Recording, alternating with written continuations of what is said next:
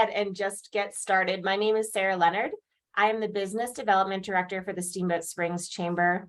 I want to thank our generous sponsors, the Employers Council, Northwest Data Services, and Mountain Valley Bank, who make these business education events possible. And I'd also like to welcome our speakers today. Sonia Fidler, President of UC Health Yampa Valley Medical Center, Ryan Van Ness, Senior Vice President and Chief Lending Officer at Yampa Valley Bank, Whitney Fortna, Mortgage Loan Officer at Yampa Valley Bank, Alyssa, most of you probably know her as Lala Cartmill, Regional Property and Assistant Manager for the Yampa Valley Housing Authority, Shelley Irvin, Senior Business Development Specialist at the Colorado Housing and Finance Authority, Catherine Peterson, Originating Branch Manager at Cross Country Mortgage, and Sue Faglin, Executive Director at Lift Up Routt County. As we all know, the current housing market is making it difficult for employees to find housing and employers to recruit and retain staff. Our goal today is to bring together different groups, a group of experts in their field to discuss financial planning and resources available to local employers and to help employees and find resources for renting and buying. One of the Chamber's organizational goals is to support our members in addressing workforce challenges, making the housing crisis a big focus of our work. We've been convening a group of local business leaders, nonprofit, government leaders, and community stakeholders for over a year now to collaborate on actionable solutions for affordable housing. Additionally, we continue to produce content to help our workforce with current needs and future planning and act as champion for policy that supports the business and the community as a whole. Each section of our webinar today is going to be 10 minutes and will include a bit of time for questions. Please use the Q&A feature at the bottom of your screen for those questions. We'll be sending everyone's presentations along with additional resources and contact information after the webinar if you'd like to follow up on anything specifically. We have a lot to cover today, so I want to kick it off with our first speaker, Sonia Fidler, President of UC Health Yampa Valley Medical Center. Thanks, Sarah. Good morning, everyone. Happy to be here. As Sarah said, we have 10 minutes, so I'm going to go ahead and dive right in and share with you a very exciting project that we have approved with our employee housing. So I will show you some slides and go from there. So probably a lot of information that you all already know, but definitely something that we had to work on is just what is our business case? What is our justification as to why we're even talking about housing? And being part of a system with UC Health being based out of Denver, it also takes some extra effort to speak to others within the state as to what's happening here in Steamboat Springs. So one side, we talked a lot about our changing landscape, what we've seen, of course, housing always being an issue for several years, but specifically the impacts that it's had in our community just in the last several years.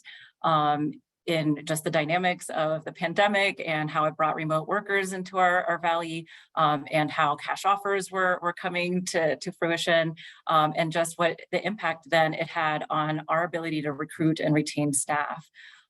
So, just the fact that we had people who were renting houses that were sold from underneath them, or people who owned homes that weren't even planning on selling them, but people were offering cash to them. And if you were close to retirement, we were seeing a lot of early retirements of people taking advantage of that. So for as long as I can remember, we've always leased units. So we were leasing units anywhere between studios to 2 bedrooms, and specifically using that for people relocating to the area. And of course, they were affordable for us, but the big issue was that they didn't allow pets. And so just the recruitment and retention challenges that we had, sometimes we had candidates who wouldn't even come in for interviews because there was nothing on the market to look at, whether it was rental or for sale. So again, just, one, talking about our landscape in the community, but then also how it impacts our ability to provide services to our patients and to our community.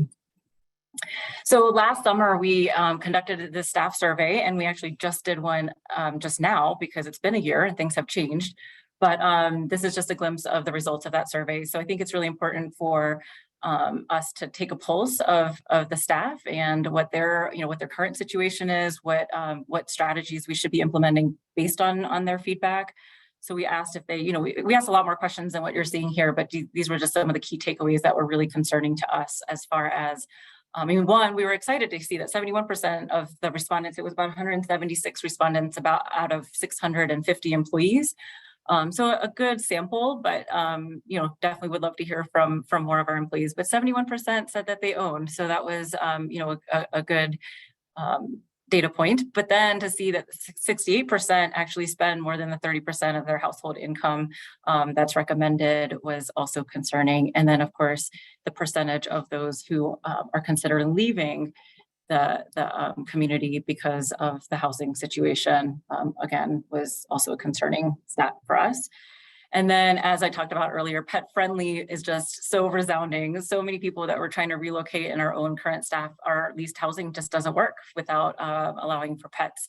And then this was ultimately what it came down to, was just the barriers of full affordability, access, availability, and cost. And then, you know, some of those other barriers that you see up there. And so, just as a side note too, like I said, we just completed another survey, even though we have this project approved, because we want to see what we need to consider for our current staff from a long-term leasing standpoint. We had 184 respondents, and one of the key stats that are really concerning to me is 80% of them said that they currently have stable housing, but 60% expressed interest in, if there was employer housing available, that they would be interested in leasing. So that shows me, while a great percentage of our workforce has stable housing, there's issues with it that they would be willing to change, whether it's cost, whether it's risk of losing, whether it is allowing for pets or any of those things, or just affordability in general.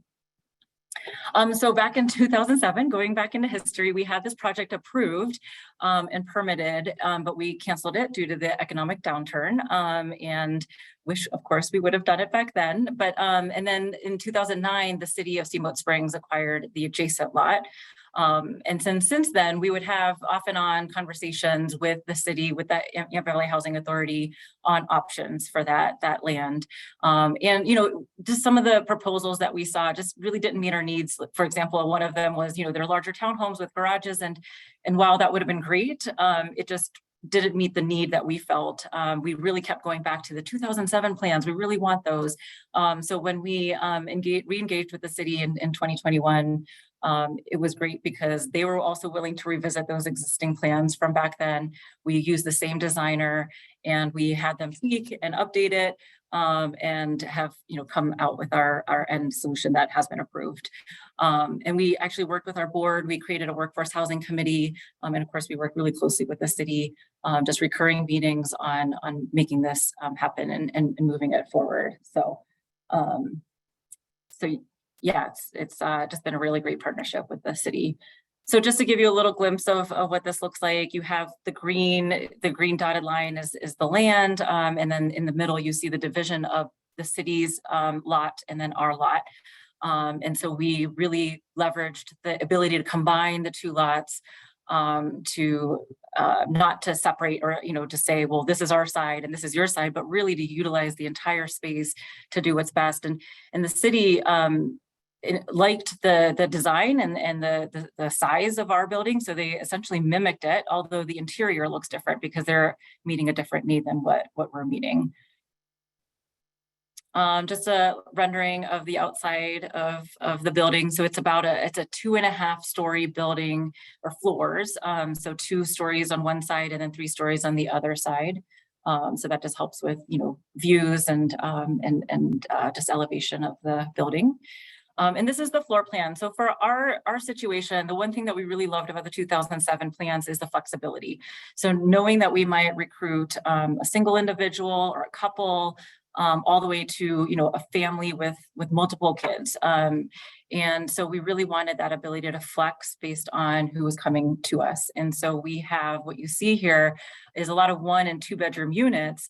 But if you look really closely, the 2 bedroom units, most of these 2 bedroom units are adjacent to a studio.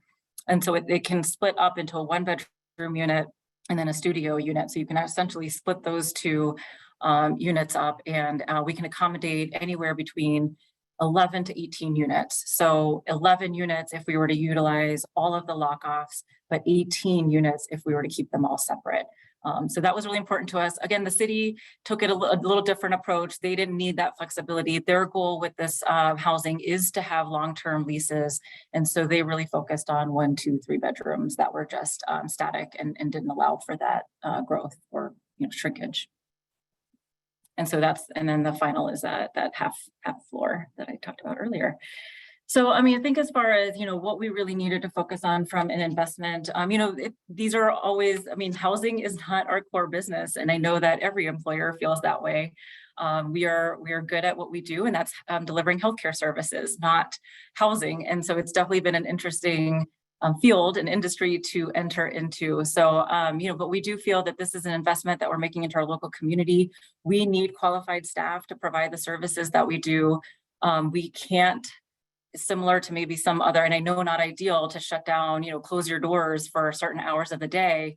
We don't have that ability or that opportunity to do that, and nor do we want to. We need to serve our community 24/7, 365, but we do need qualified individuals to do that. And that's what keeps me up at night, is not being able to serve you all and our patients and our community. So this is, an investment that we can support, but it is a hard investment to make because it essentially is funding that we can otherwise use for patient care.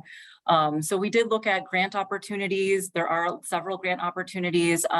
There are limitations on AMI, and because our project was intended to just offer to people transitioning into the community rather than charging them a lease rate, we weren't able to apply for those grants. However, the city of Steamboat Springs did, and they received a significant portion of their funding through the grant process. So I think it's a great opportunity to be out there, but because we only consider the usage of these units as taxable income to those using it, again, we just didn't meet that AMI requirement to receive the granting. But what we did, of course, is to be able to justify, again, not just by our business case, but also from a financial situation. Why are you spending this money and what return will you get? And ROI is really difficult to show in the situation, but we are spending money on leases.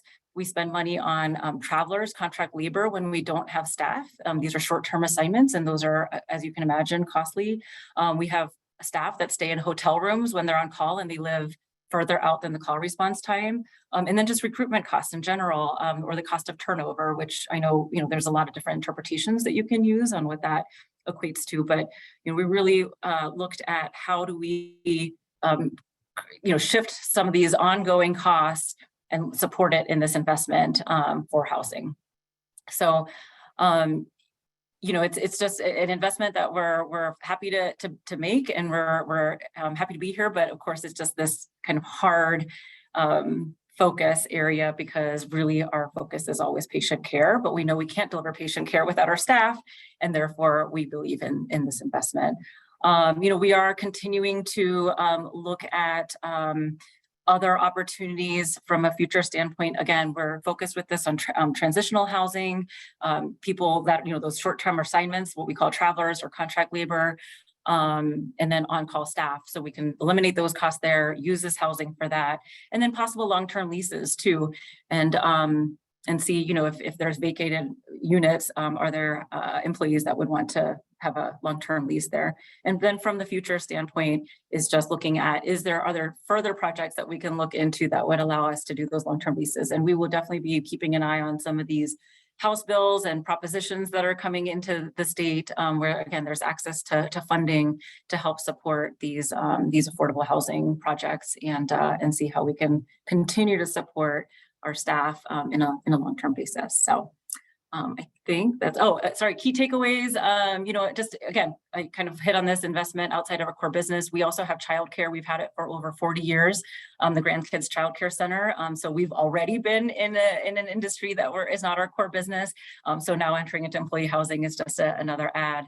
But really just, it does take a village. We utilized a lot of different local and system subject matter experts. It was such a great partnership to work with the city, because they had access to certain experts around grant funding. And then we had access to certain experts around, real estate and design and construction. But it really does take a village. And we are the first. We have been the only facility within UC Health that has had childcare. And now we're the first in the system to have employee housing. So to receive the support of the system, and for them to understand the the criticality of the situation and the impact that it's having in our community was really just incredible. And I don't want to say easy by any means, but we definitely took the leap in making a case for ourselves, and it was all worthwhile. So, and with that, I will answer any questions. Awesome. Thanks, Sonia. It looks like we do have accessibly. Can you speak to accessibility, visitability, and universal design for inclusive housing? Yeah, I mean, I think that I hope, I mean, and I don't know if we want to kind of elaborate on that question, but so hopefully I'll be able to answer it. But, I mean, of course, those are the things that we take into consideration. I mean, this is going to be open again for transitional housing. So anyone that's coming into our market that's accepted a position will have the opportunity to be here, whether it's 3 months, 6 months, however long it takes for them to then secure longer term housing. We do look at ADA, we've looked at access from, I mean, we don't have elevators in this building, but we did look at access for ADA compliance from the first floor situation. I think both us and the city. And then, yeah, I mean, I think, just following parking standards for the city code that does allow for visitors. And we've also talked about just the fact that, being on our campus, ideally it cuts down on the driving and, the walkability to work and even access to City Market and to other, needs that everyone would have to access. So again, I hope that kind of answers the question, but I don't. Well, and we will have contacts afterwards. So if anybody has something more specific, we can also work from there. But Sonia, thank you so much for being with us this morning, and congratulations on the project. It's really exciting. Yeah, thank you all. And a great collaboration. Yes. Thank you. All right, up next, we have Ryan Van Ness and Whitney Fortna from Yampa Valley Bank. Thank you, Sarah. Appreciate that. Our presentation here is a little bit different, and I want to, the intention of this really is to illustrate, I think some different options that are out there for employers in the community to consider offering employee housing, probably on a little smaller level than we just discussed. Over the past couple of years, we've had a number of clients that have approached us and asked questions like, hey, if I want to try to finance a commercial real estate purchase and offer employee housing for 1 or 2 or more employees, what does that look like? And knowing that the cost of commercial real estate, similar to residential real estate, has gotten pretty expensive, we've looked at various programs. And the first one that I'm going to highlight here is the SBA 504 program. And that's essentially a partnership between the borrower, the bank, and the SBA. And the unique feature here is it allows a local business to contemplate a commercial real estate purchase with only 10% down, which is a really unique feature as it relates to most commercial real estate financings. And we'll talk about more traditional financings here in a minute. There are some restrictions with this. It does allow you to buy, build, or renovate an existing building. And in cases that we've been able to finance purchases that were going to offer employee housing, it was generally something like a live workspace where the business was able to occupy 51% of the square footage, which is the primary restriction that the SBA has on the program. And there may be a unit or 2 above, for example, that they were able to offer to their employees and really be able to control that rent structure and offer, a reasonable rent for, for some of their employees. So, I think that this program would offer somebody the ability, to build a new project and be able to manage to that 51% square footage restriction, allowing them to put down only 10%, which again is really unique. The hang up here for some folks is that 51% restriction because they do need to occupy the office or the warehouse or whatever the case may be.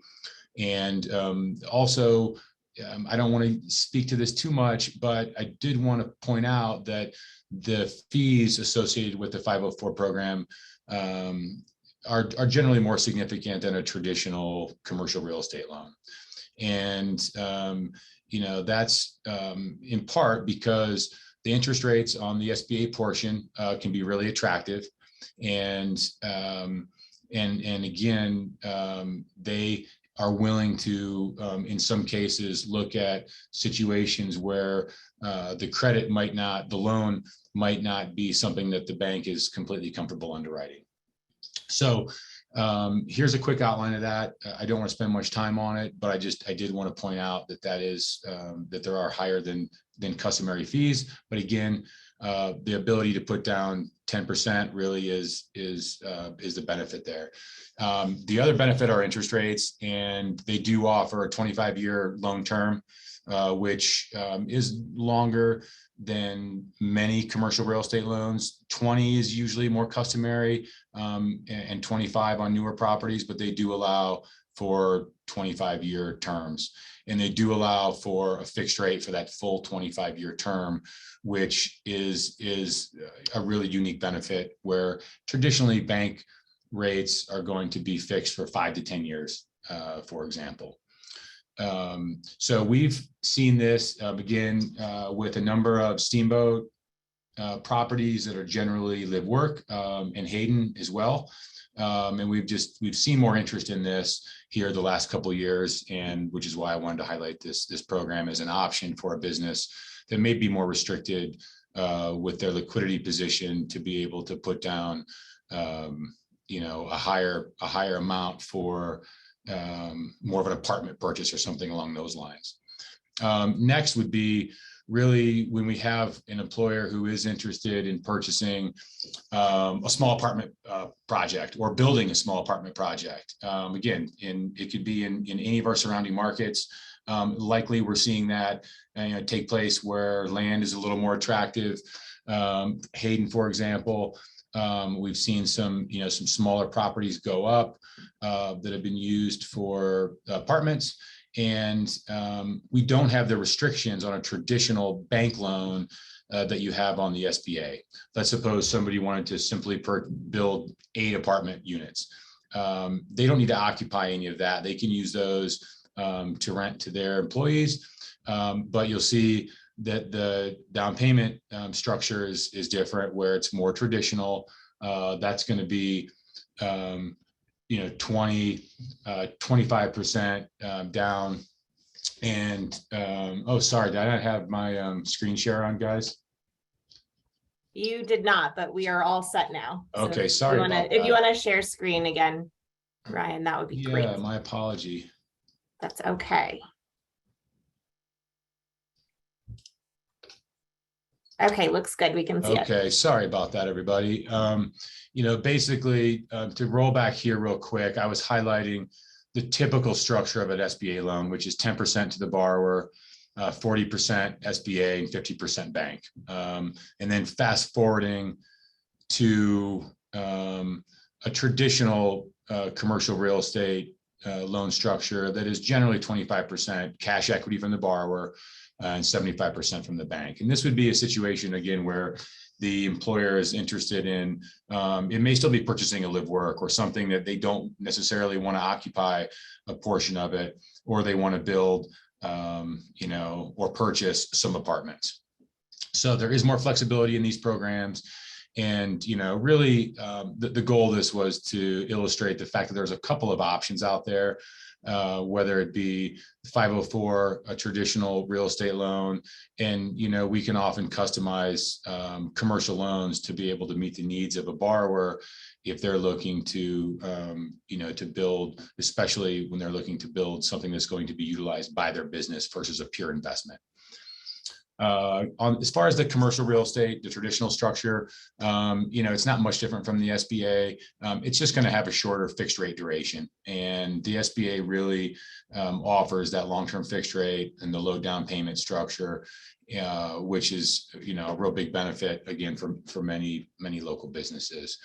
But I think, at the end of the day, we've been fortunate to be able to support. I can think of, a handful here in the last year or so, 5 or 6 businesses that were opportunistic and reached out to us and wanted to solve this problem where again, they had, maybe limited resources, and that 504, the SBA 504 was a good solution, and they were able to make that work and offer. It might have only been a unit or two, but it created a pretty big impact for their business to be able to offer some controlled employee housing, to be sure they were able to keep their folks in town and prevent them from, in some cases, just leaving the area altogether.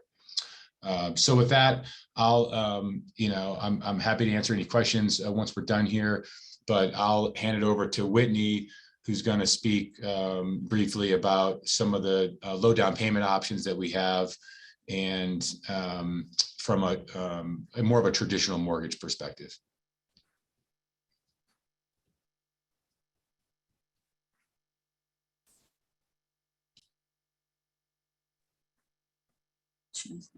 What? I can't open it. Start my video. Okay. Hi, everybody. Okay, so I am going to be highlighting conventional non-government low down payment programs. There are several low down payment programs out there. If you are FHA, VA, USDA, and there are several conventional. I'll be highlighting the conventional. So I'll be speaking about agencies that Fannie Mae and Freddie Mac are offering with a low down payment with a minimum requirement of 3% down of the purchase price, which we've been very successful with in our market. So that would be our residential properties offering a 30-year fixed rate. So low down, low monthly payments.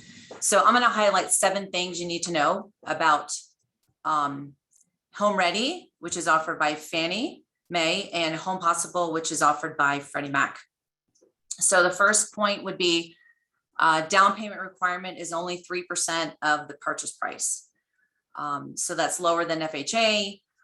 So it's a very low down payment. You do not need to be a first-time home buyer for this. So if you've owned a home in the past, that's okay. You can do that. These programs also offer lower interest rates and lower mortgage insurance rates, which can give the buyer more buying power and reduce their monthly payments and savings over the life of the loan. For example, if you have a 700 credit score with 3% down, your Home Ready private mortgage insurance will be around $181 a month. And a regular conventional loan, for instance, would be $242 a month. So we see where that savings is. So there's a lot of flexibility in the source of the down payments. These down payments can come from your savings or retirement accounts. They can also be gifts from relatives and down payment assistance. Also, another nice thing about the conventional low down payment programs is your private mortgage insurance can drop off at 80% or less of the value of the original purchase price of the home, or the current value. The lender would just need to get a new appraisal on that. Each borrower in these programs will require a homeowner counseling course. This can be taken online. Very, very simple, but very informative courses. And so these programs also have income limits based on the area median income. Ramp County's median income is $84,482. So we do, in some cases, people will fall into this program, but if their income is greater than that, of all the borrowers that are on the loan, or even one borrower that's applying, then they fall out of this program. However, we do have another conventional program that they might fit into, which still allows 3% down, and it's called the Home One program. But at least one borrower on the loan must be a first-time home buyer. So there's a little bit of differences there. So these are really the key points to these programs. There are so many low down payment programs out there. You just need to reach out to your local lender to see what fits your needs. Awesome. Thank you, Whitney, so much. Thank you, Ryan. Wealth of knowledge between Whitney and Ryan, and then also, many of our local banks, I'm sure, go talk to Yampa Valley Bank or wherever you bank, and they will be able to help you out with some of these programs. All right, up next, we have Lala Cartmill. Lala is the Senior Business Development, no, you're not. You are the Regional Property and Asset Manager at the Yampa Valley Housing Authority. Lala, thanks for being with us today. Yeah, thank you for that. Good morning, everybody. So as Sarah just mentioned, I work for the Yampa Valley Housing Authority doing all of our current property management and asset management. And they were asked me to join and talk about some of our current programs that I think sometimes we forget about. So just kind of a brief overview. I'm going to go through our current portfolio. Deed restrictions, we've got over 100 of them here in town. So kind of how that operates and how we are working towards moving forward with potential deed restrictions for Brown Ranch. And then we have a down payment assistance loan program. And then what our future partnerships and programs currently look like to prepare ourselves for the development of Brown Ranch. So this is a copy of our current portfolio. So ownership, we own Hillside Village Apartments, which is a 55-unit USDA property up off of Tamarack. 36 of those units do receive rental assistance. We own Fish Creek Mobile Home Park, which is a 68-unit mobile home park. And then Mid-Valley, we own the land. In Brown Ranch, we own the land also. Mid-Valley, we are currently working with Lone Tree Development to do a 200-unit project that'll be a for sale and a rental component. And then for partnerships, we've got the Reserves, which is a 48-unit low-income tax credit property. Alpenglow Village, which is a 72-unit mixed income LIHTC property. Anglers 400 is 75 units that's currently under construction over off of Anglers. And then Sunlight Crossing is a 90-unit middle income property that was just constructed on the west side of town and is currently in lease up.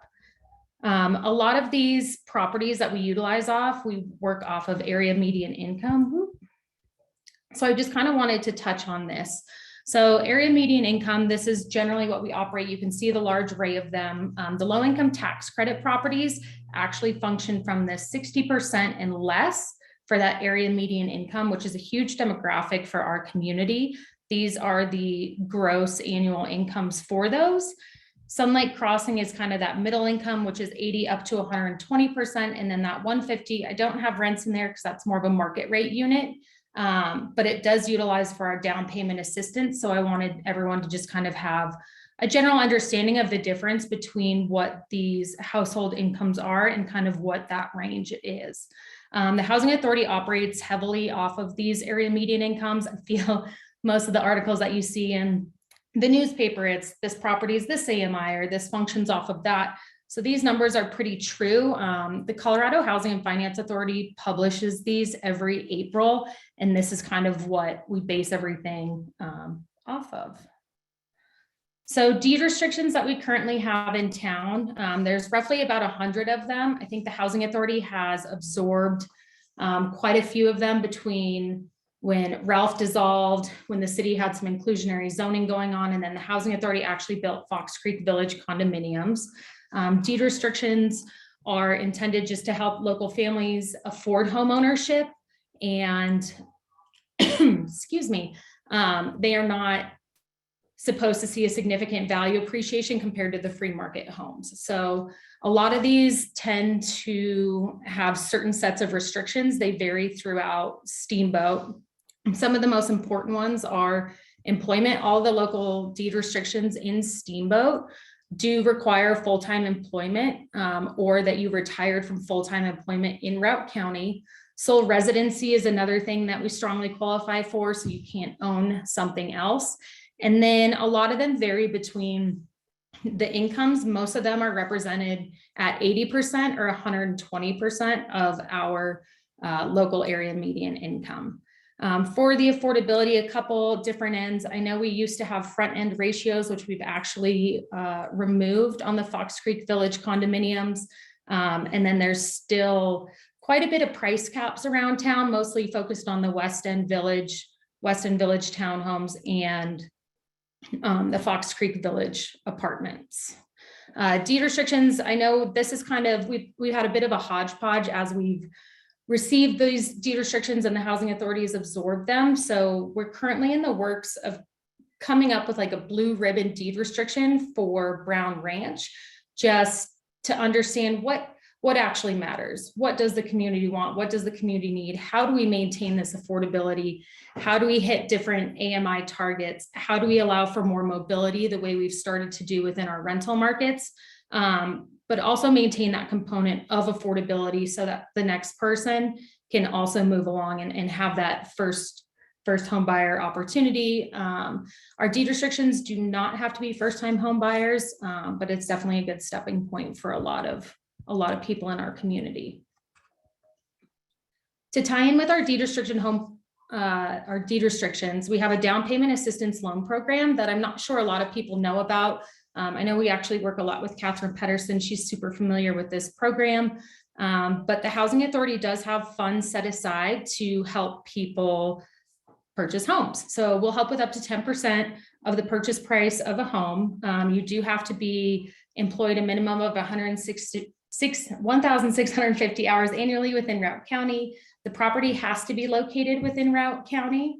You can't own any other property. And this one, actually, the household income goes up to 150% of our AMI in town. And then we have the minimum direct borrow investment of 1% purchase price, a back-end ratio no greater than 45%, and the maximum combined loan to value of 105%. The Housing Authority, we generally take these requirements and we tweak them. We chat with Impact Development Fund, who's a third-party underwriter. We have conversations with mortgage brokers in town. We talk with some of the other housing authorities just to say, hey, are we on par with what you guys are doing? How is the market changing? How can we deploy more of these funds? How can we help people get into homes who may not have that savings to put down on the front end to purchase? In 2018, our board of directors actually voted to make it a countywide program, not just within the city limits. So that actually has been extremely beneficial, especially as people have been moving further outside of the city boundaries and purchasing homes in Hayden and Oak Creek.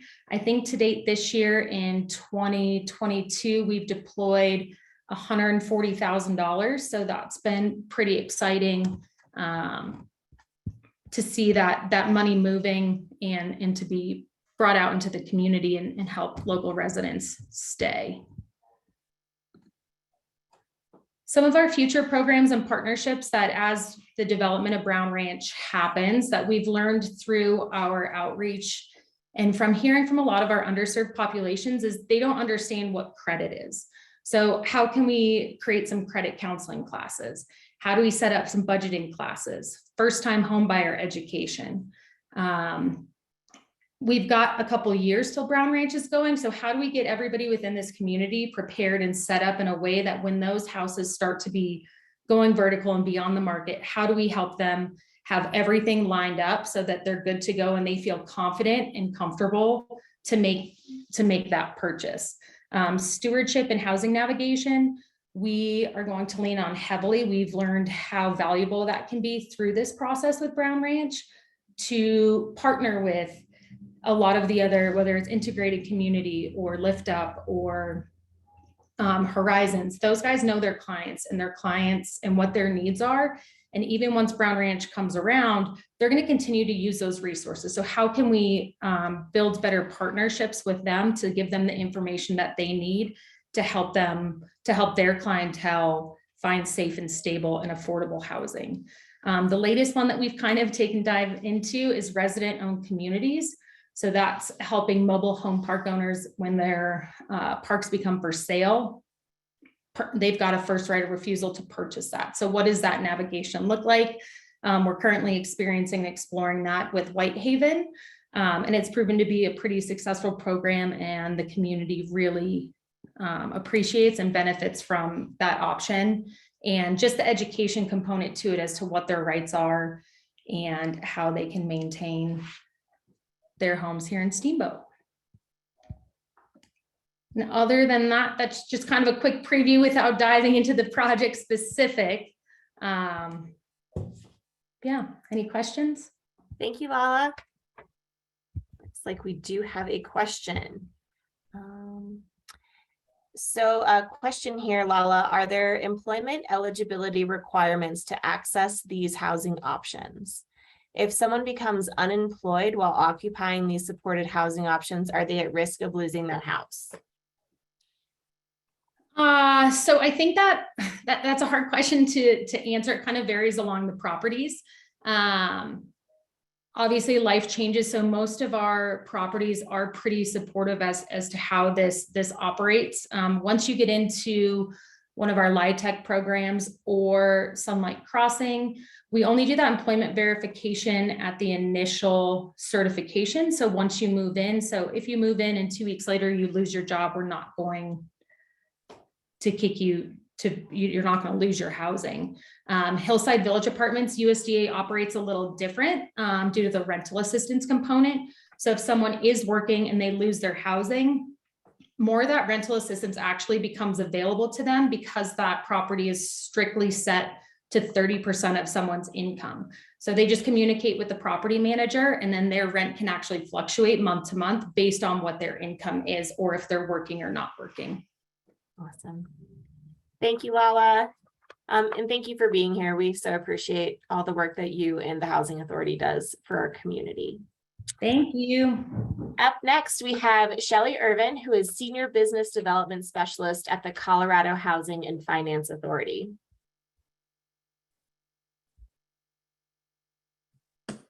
Good morning. So my name is Shelley. So, okay, here we go. I've been with CHFA for about 11 years. I was in the mortgage business prior to then. And the reason I was chosen this morning is I live full-time in Winter Park and have been working very, very closely with many of the towns in Grand County to start providing more affordable housing. And I think it was Sonia who said it takes a village. Boy, is that the truth.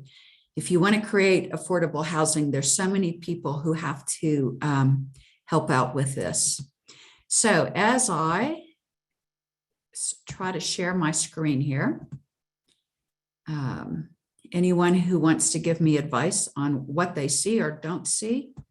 Shelley, it looks good. You just need to click that. Yep, you got it. Okay, great. Thank you so much. The division that I work directly for at CHFA is single family residential down payment assistance. So I'm going to talk about that. I'm going to also talk about a new construction loan program we have. And then I'm going to share something that is happening in the town of Winter Park. So our down payment assistance is by far the biggest part of our business at CHFA in terms of dollars. So in order to access CHFA's down payment assistance, the home buyer does have to get a CHFA first mortgage. And so even if a borrower contributes towards their down payment, they can still use CHFA's down payment assistance.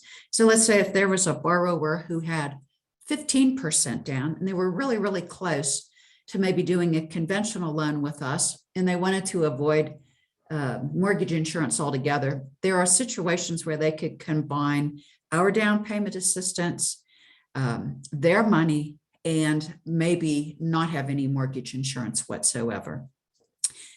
Some borrowers actually use the CHFA first mortgage and no down payment assistance. And the reason for that is we do have conventional loans that are very, very similar to the conventional loans that Yampa Valley Bank spoke about. And so they don't get hit with any additional pricing for the property type or their credit score, that sort of thing. We also offer a much, much lower mortgage insurance premium on our conventional loans. Our DPA funds can be used for down payment, closing cost prepaids, and or the principal reduction of the first mortgage. We have a variety of CHFA programs, all with different income limits, but they all have income limits. I often get the question, especially from lenders who are working in the Denver metro area. If we have a program that has no income limits, we do not. Anyone getting a CHFA first mortgage with down payment assistance will be subject to income limits. Our income limits are a bit complicated, and I did send copies of our income limits electronically to the chamber. So if anyone is, looking for those, I'm sure the chamber would share those with you. They're also on our website. Our income limits do go up to 140% AMI, and the number that we use for the 140% AMI is the purchase limit for the entire state of Colorado as given to us by HUD. And just so you know what that is, it is $148,120 annually. So that is the most generous limit that we are permitted to use by HUD. We don't disqualify any borrowers if they have assets. So if a borrower has, been lucky enough to fund a 401k, CHFA doesn't require that they liquidate that. We're still happy to give them the down payment assistance. So CHFA is not a lender, but we work with a very, very large network of participating lenders. And we have lenders in your community, and they underwrite, originate, close, and fund the loan. And then after closing, CHFA purchases that loan from the lender, and we start servicing the loan. The most DPA that we will give is $25,000. We do set the interest rate on the CHFA first mortgage, and CHFA allows and encourages the stacking of other DPA programs. So I learned for the very first time this morning what Yampa Valley has, the 10% down. That sounds like a wonderful program for your residents. And if Yampa Valley wanted to, CHFA would be delighted to layer those programs. And I don't want to put anybody on the spot this morning, but I just want to put that out there that we're delighted to work with any other down payment assistance programs. The homes have to be in Colorado. We never run out of funding. The reason for that is we're self-funded, and we issue bonds. We also securitize all of our government loans, FHA, VA, USDA. We securitize those. We convert them to Ginnie Mae's, sell them on Wall Street. We do sell loans directly to Fannie and Freddie. And once again, we keep all of the servicing in-house. Since we do have CHFA servicing, that also creates an income stream. And one of the questions that I often get, especially from realtors that we're training, is, how much of our taxpayer dollars are you spending at CHFA? And the answer is none. We get no direct tax dollars. Of course, we get grants from HUD. There's other parts of the federal government where we're able to get grants. So that is taxpayer money, but it's not directly earmarked for CHFA. It's, programs that the federal government puts in place. And then CHFA is pretty adept at writing grants and knowing how to navigate all of that. So the amount of DPA that we offer at CHFA is either 3%, which is a grant, or 4%, which is a silent second mortgage. You can't combine those, although we get that question pretty often. You have to pick one or the other. The 3% and the 4% are calculated based on the total first mortgage loan amount. The grant of 3% never has to be repaid. There's no restrictions whatsoever. You don't have to live in the house for 1 year, 2 years, 3 minutes. It's your money at the closing table. The silent second mortgage is much different. It's more money, It's up to 4% of the first mortgage loan amount. There is no interest accruing on this loan ever. There are no monthly payments, so it's not going to affect the borrower's ability to qualify. And it is never forgiven. It does have to be paid back if the borrower sells, refinances, or for any other reason pays off the Chaffa First mortgage, or if the borrower ceases to reside in the property as their primary residence. So this is just a slide that kind of gives you an idea of the, our average loan amount at Chaffa right now is $350,000. And depending on which direction the borrower goes in, grant versus second, with the guidance of their loan officer, on that loan amount, we would be giving them between $10,604 and $14,139. So the loans that we do, they're the standard loans that all lenders do. They're FHA, VA, USDA, Fannie, and Freddie.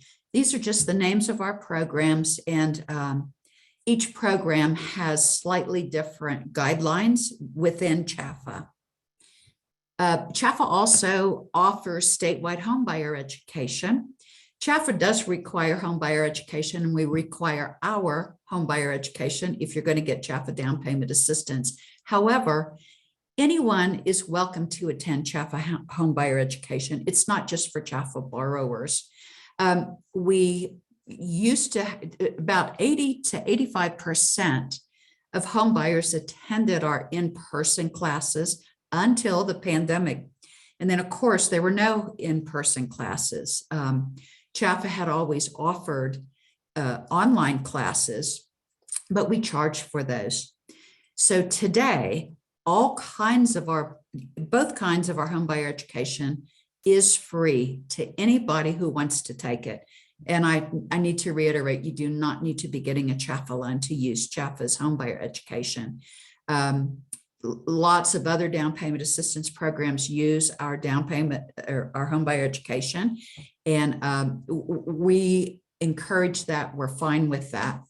We are going to start charging on November 1st for the online courses, and that will be $75 per borrower. And the in-person classes will remain free. Chaffa was awarded a grant from HUD, and that money is how we pay for the in-person classes. And so, Chaffa doesn't believe that our down payment assistance program is the right one or the best one for any borrower. We think that if you can use Chaffa and make it work, by all means, we're glad we're here. However, our attitude is, if you're a loan officer and you find a better program that makes more sense for your borrower, we want you to, you have a fiduciary responsibility to your borrower. Chaffa is happy to be there when you need us. Please utilize our homebuyer education if you need it. Shelley, I'm so sorry to cut you off early, but we are over time. Okay. So I did want to let everybody know we will be sending all the slides out. And then we will have Shelley's contact information if there are some things that you would like to follow up on. So should I keep going, or am I done? How many slides do you have left on this? I have one slide, and then I have something from the town of Winter Park. I was going to share. We probably will have to skip the town of Winter Park information. Okay. Go ahead and finish up this. Sure. So Chaffa has a new program. It is a single family construction loan program, and it is brand new. We don't even have the flyer up on our website yet. However, it is for the construction of for sale affordable homes in Colorado. And some of the features I'm allowed to share today are: it will have a low interest rate. It will be a supervised line of credit or traditional drawdown. The amount will be based on 90% of the loan to cost or the loan to value, whichever is less. All units must be available and sold to families earning up to 140% AMI. All units must be deed restricted. And for more information, please contact Steve Boyce, and his information is right there on the slide. Thank you so much. Wonderful. Shelley, thank you so much for being with us Chava has so many amazing programs. I encourage everybody to reach out, or, jump on the website, take a look and find out what you could use. So up next, we have Catherine Pedersen, originating branch manager at Cross Country Mortgage. Thanks, Shelley. Catherine, you're up. Great, thank you so much. All right, and it's not letting me share my video. It says that you've stopped video sharing for me. So there we go. All right, so I want to quickly go through two quick things. I'm kind of here to fill in any gaps. And so one of the things I just want to go through is something that we've had some success with and how we pair some things together. So what we have is an employer mortgage program, which kind of goes through the, it basically gives all employees a discount. And it's there to say, hey, we as an employer are here to help you out. And we are,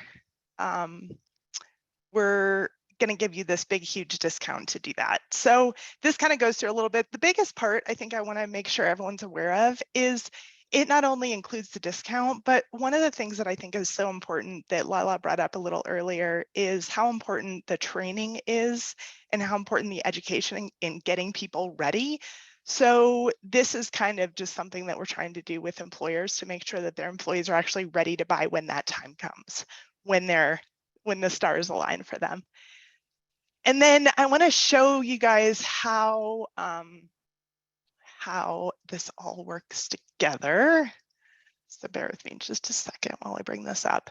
So kind of the other part of our job is pairing everything into one program that kind of works for the client, because we can obviously use different strategies and tactics together to make sure we get the person into housing. So if you look, this is kind of using a USDA zero down program that's available in our area and all of the counties around us. And then also if we use that with Lala's down payment assistance program, you can see the difference in the payment is about $60 a month. If we also pair that with a employer program, you can tell that difference there is about 90 versus if someone does something like an FHA, which we see a lot of out of town lenders try to put people in where they're going to pay a significant amount more. Okay. The other thing that we kind of try to pair together with it all is how does that work into the deed restriction that they're buying and how can we get the debt ratio down, et cetera, to get them into a home. So we're kind of putting all that together. The other strategy I want to bring up quickly is with the higher rate environment that we have currently, how to get people into homes even with that out there. So the other thing I wanted to show you guys is the seller buy down option. And so this kind of says, hey, let's assume that instead of asking for a lower price on the home, instead you say, hey, we are going to ask for a seller credit so we can get that payment down, which then might get them into a certain DPA, it might get them into the house. It might help out with the interest rate where it is now. So we're kind of trying to figure out what can we do to make things affordable for the homeowner and get them into housing by using all the programs available to us. I'm going to stop sharing for just a second and I'll send these links out for everybody as well. The other thing I just want to talk a little bit about that we've seen a few employers around town do over the years is employer funded down payment assistance programs. And again, this can be paired with other programs in a really good way. So grants where things are forgiven over time, down payment assistance where they pay it back. And that's something we're definitely talking to as many people as we can about so that we're getting as many employees to buy, because we all know that once employees buy, they're a lot more sticky and they're not going to move. So that's, I think, really huge for our market. I kind of went through that really quick because I know we're a little over time. Are there any questions? Questions for Catherine? And I have a then, question, Catherine. okay. If employees are asking, say, coming to their employer and just trying to digest all of this information, what would you say should be their first step? If they go to their employer, obviously the earlier that they can meet with a mortgage person is going to be best, because a lot of times, even if people are about a year out, the best thing that we can do is get them ready to buy. And it might be, hey, let me call your employer and see if we can figure out something.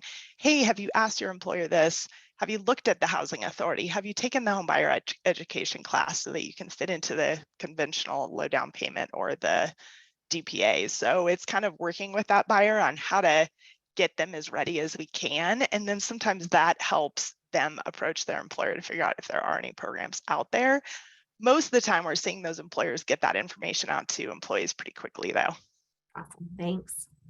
Yeah. And if you had another slide to bring up, go ahead. Yeah, too. I do. Yes. So then, sorry, now I'm not, it's not letting me share. There it goes. So the other thing I just wanted to bring up really quick, just because this wasn't covered earlier, is a little bit more about the USDA program. So there is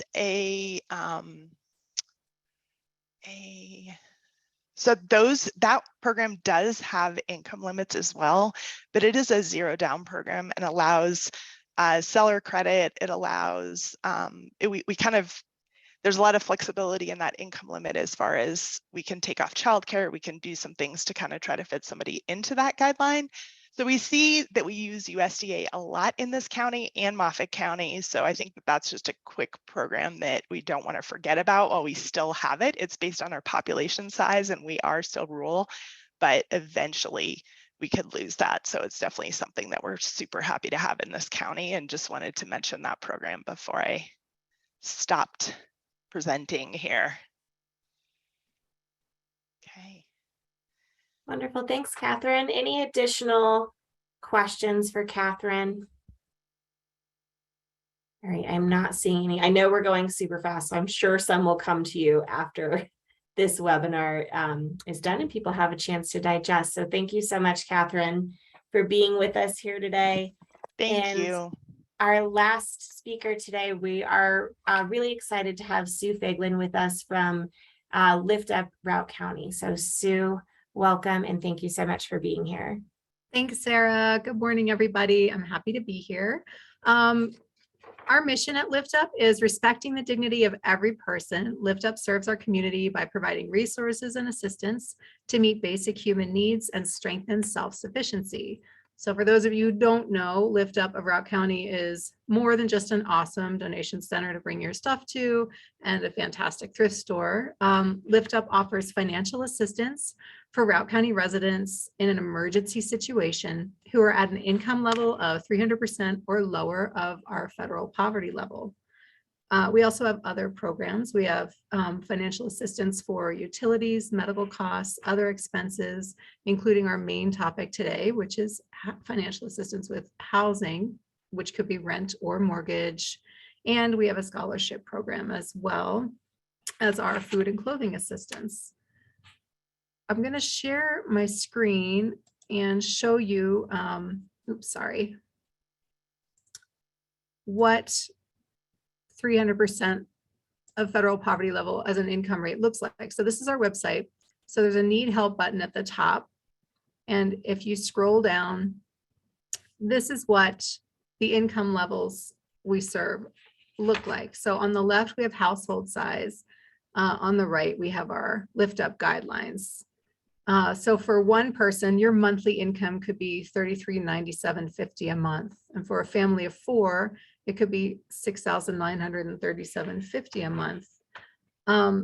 Folks are often really surprised that they may qualify for our services. And I encourage people to go to our website and check it out and see what you think. The reason we serve at 300% of federal poverty level is we want to try and get close to the cost of living in Routt County, as well as reach folks who are facing what's called the cliff effect, which is where you make more money on you make enough money on paper that you can't qualify for government assistance, but you don't actually make enough money to pay all your bills. And then that you're facing what's called the cliff effect. And we want to try and reach those folks.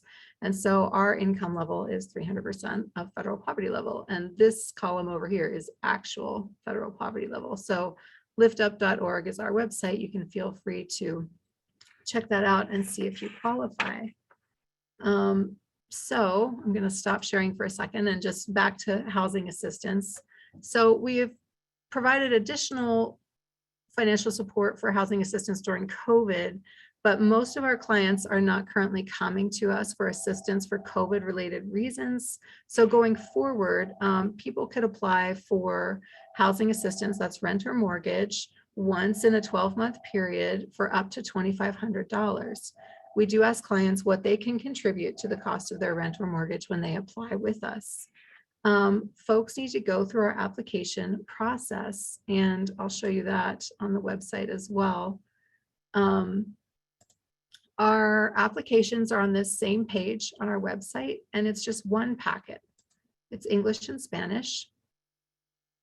So you choose the language you'd like, and people apply and they work with our caseworkers who work by appointment to figure out if they can get housing assistance.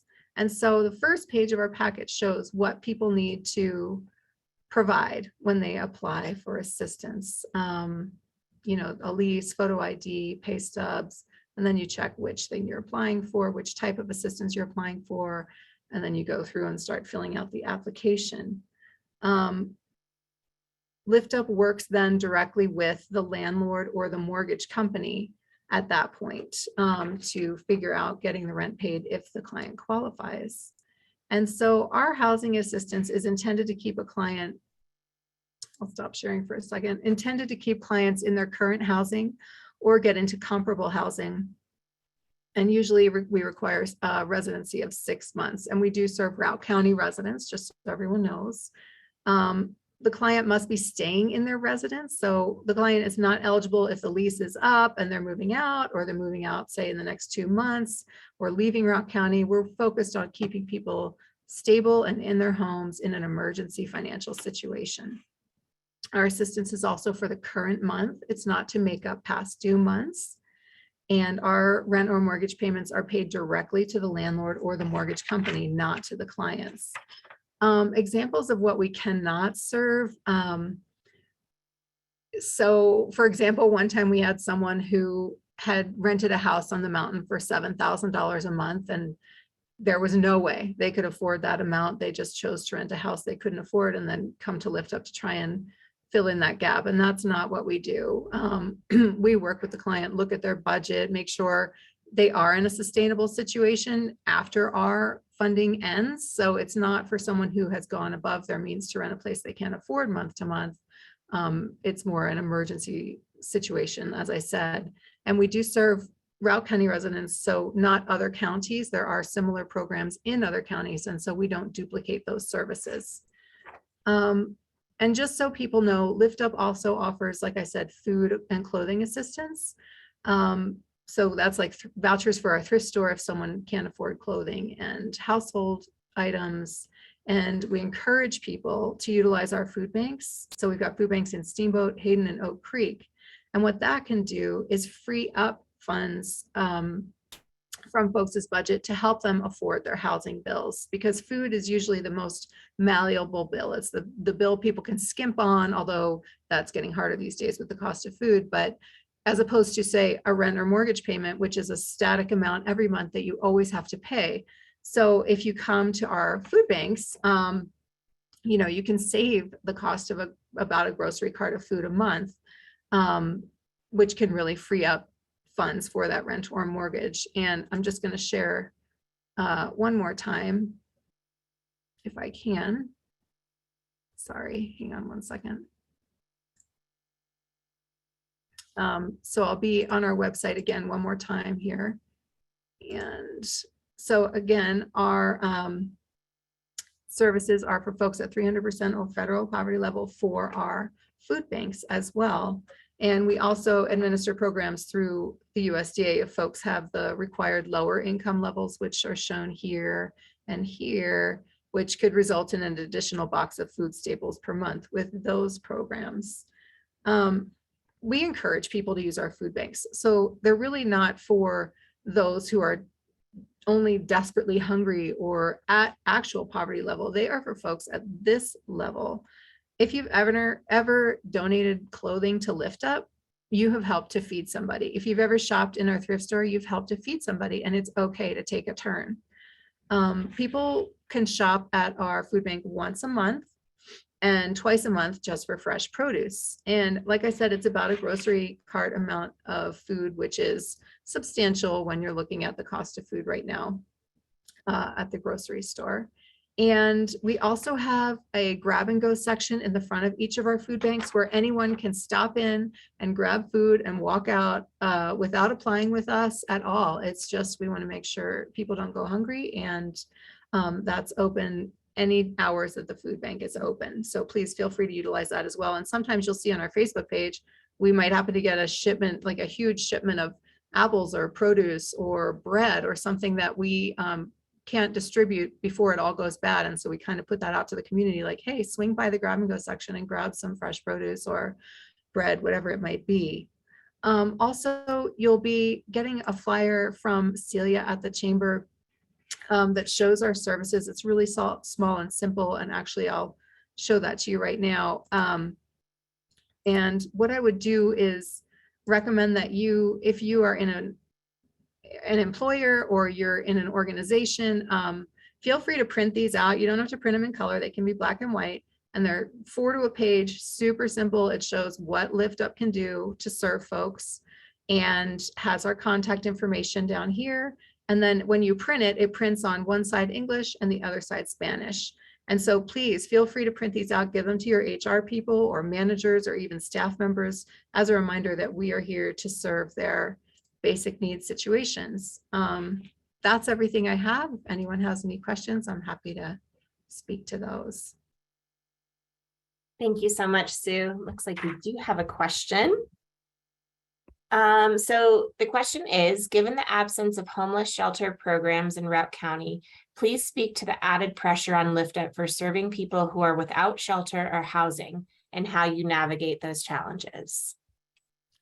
Well, that's an interesting question. We don't have a homeless shelter, as everybody knows, and we don't have a solution for that. We used to be able to work with folks to get them a hotel room for like a night in a local hotel, if that was what they needed. But in recent years, the hotels have kind of stopped working with Lift Up and with some of the churches who do the same thing, because rooms were sometimes getting trashed or people were being aggressive with other guests. There's situations that are out of our control. And so we don't have a solution for this situation. There is no homeless shelter. We will provide folks who come in and tell us that they are sleeping outside or in their car. We'll give them sleeping bags, maybe a tent, whatever we have on hand that can help them in that situation, as well as some food. If it is someone who is stuck in town in a transient situation, we serve those folks as well. And what we try and do is work with them to find out where a place of support is for them, like physically in the country, and try and get them there. So if it's a Greyhound ticket or a Mustang ticket, try and work to get them to a place of support. Our biggest fear is that someone's going to freeze to death, honestly, because we've got people camping down by the river. We've got, it's freezing, as we all know. And a lot of people don't realize that, how bad it's going to get when they first get here. And so we really try and talk to people about that, but it's an ongoing situation. We're seeing less people these days for a one night, just looking for a hotel room for one night, and more people just desperate to find housing they can afford. And we don't serve that population. We don't have a solution to, hey, we have a list of apartments you could look at. We don't have that. So we usually refer them to the housing authority or someone else to try and talk to them if they have anything available. Well, Sue, thank you so much. Let's see, we might have one more here. Just to thank you for answering the questions. And Sue, thank you so much for being here and for all that you do for the community. We really do appreciate you and all of our speakers today coming to talk with us about housing. We know it is a complicated issue. And the more we work together, I think that we're going to find some solutions. So thank you, everybody, for being with us here today. Cece will be sending out a recording of this presentation along with additional resources for you and your employees.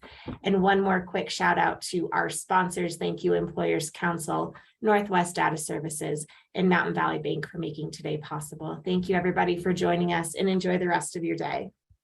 Thanks.